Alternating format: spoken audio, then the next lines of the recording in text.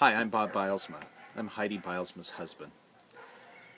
Men, I want to take this opportunity to exhort you to encourage your wives or significant others as they either begin or continue their journey with the thin within or intuitive eating approach to weight loss.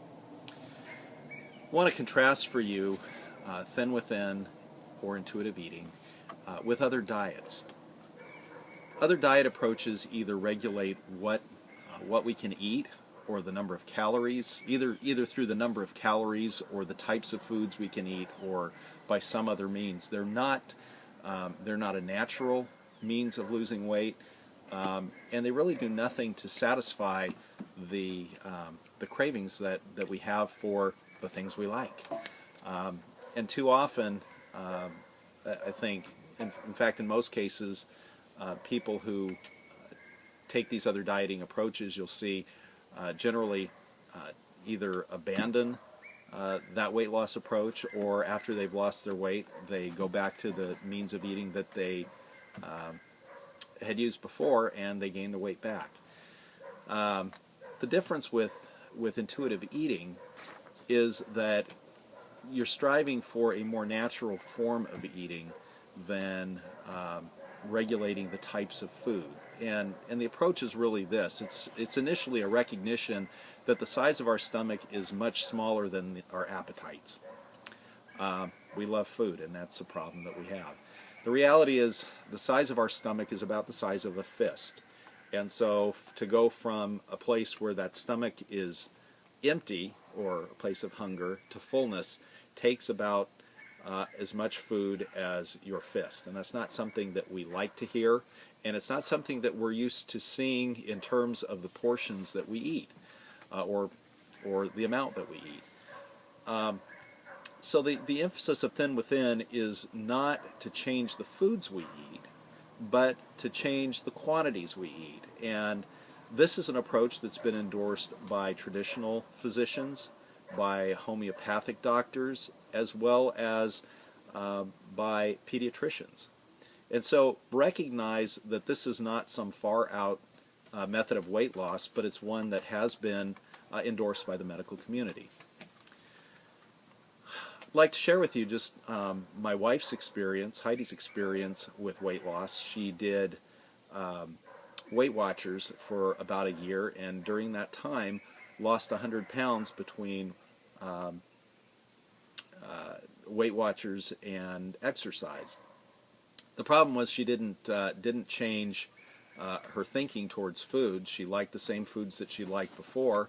She liked the same quantities she liked before, and as a result, when she got laid up because of an injury, she kept eating the way she had before losing the weight, and she gained the weight back. And I think that story is probably fairly typical, maybe not in that extreme in terms of that amount of weight loss, but the story is fairly typical of what people experience with dieting programs.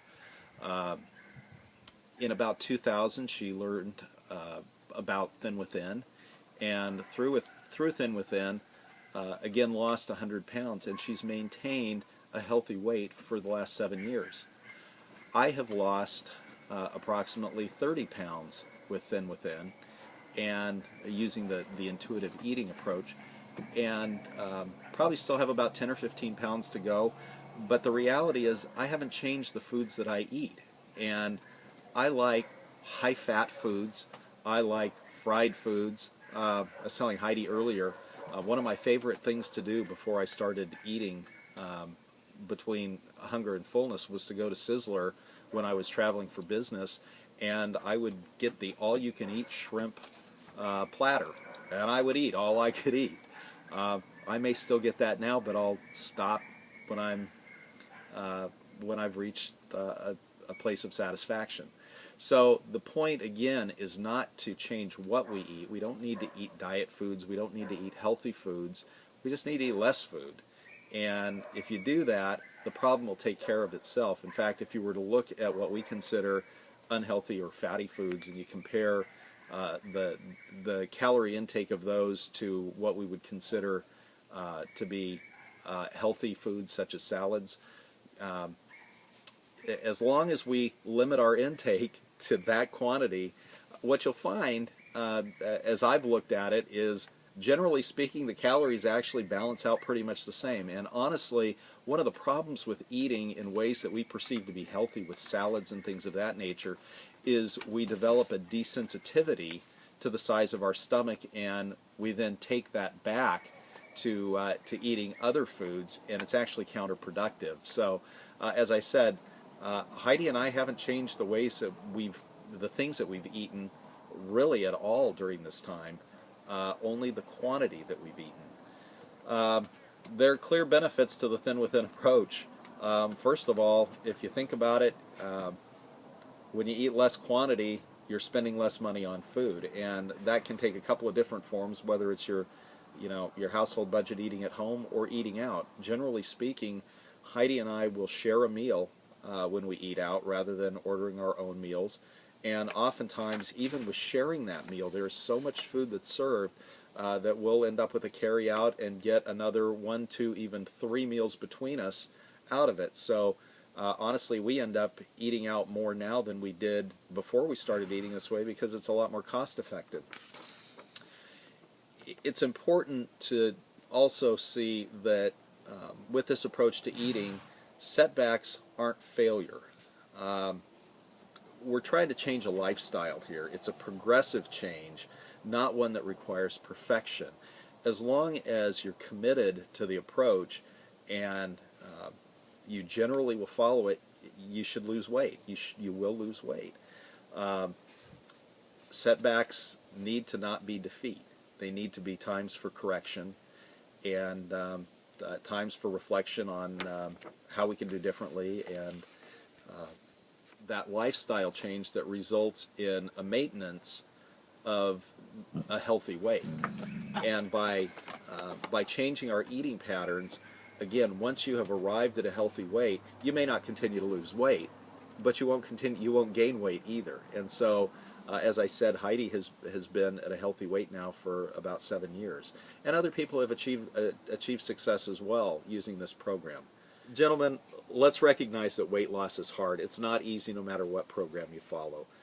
Here we're talking about changing an eating lifestyle, and it's a lifestyle that we have grown accustomed to over years, maybe a lifetime, maybe from childhood. And that's hard. Your wife needs encouragement. So whether it's your wife, your girlfriend, your significant other, encourage her. She needs that encouragement. And also, maybe you should consider joining her, as I joined Heidi on this journey. I've never been a dieter, and yet I've recognized the need in my life for weight loss. Maybe you can look down at your stomach and see if you could use shedding a few pounds as well. But I think there's a lot of encouragement to be gained for both you and the woman in your life by joining together in this lifestyle change. You can look online and see videos Heidi and I have done and discussions that we've had as we're off to eat about food and strategies for that. But again, I know some people have questioned this as a legitimate weight loss approach, but I just want to reemphasize that it's one that physicians have endorsed, and it's one that works. And if you think about it, it's one that really makes a lot of sense, that if we curb the quantity of food we eat, we simply will not be taking in the same number of calories that has supported the weight that we're currently at. So again, encourage your wives. We want to eat between hunger and fullness, and sometimes that'll require in the beginning multiple meals, more than 3 meals a day. That's okay as we adjust to that change in the feeling of fullness that we've been desensitized to. So encourage her, bear with her when there are setbacks, encourage her all the more.